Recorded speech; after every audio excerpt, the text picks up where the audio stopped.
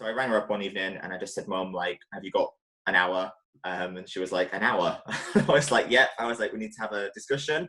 And then she was like, oh God, what's happened? And I was like, absolutely nothing. I was like, you just need to listen to me. Try not to react until you feel like you understand what I'm telling you.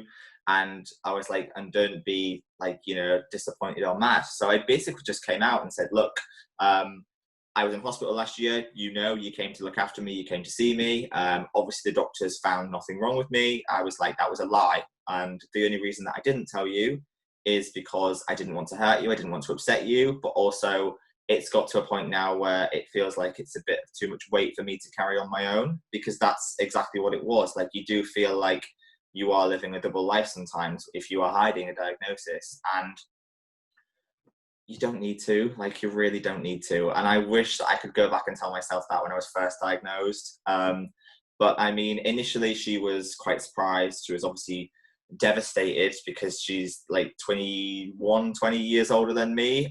So she had knowledge of it that was very limited, that was very influenced by like being a lot more present and active at the time of the epidemic initially.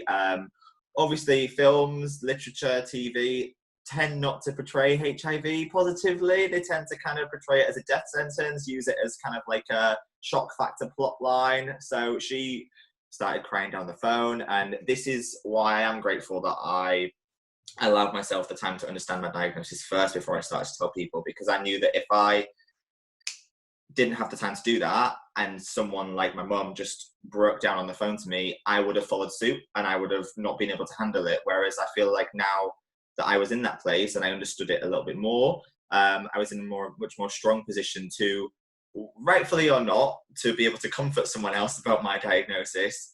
But it was good for me because that meant that I could then take that pillar of responsibility and just say, look, like, I've been through exactly what you're going through, but it's not the same as what you think it is.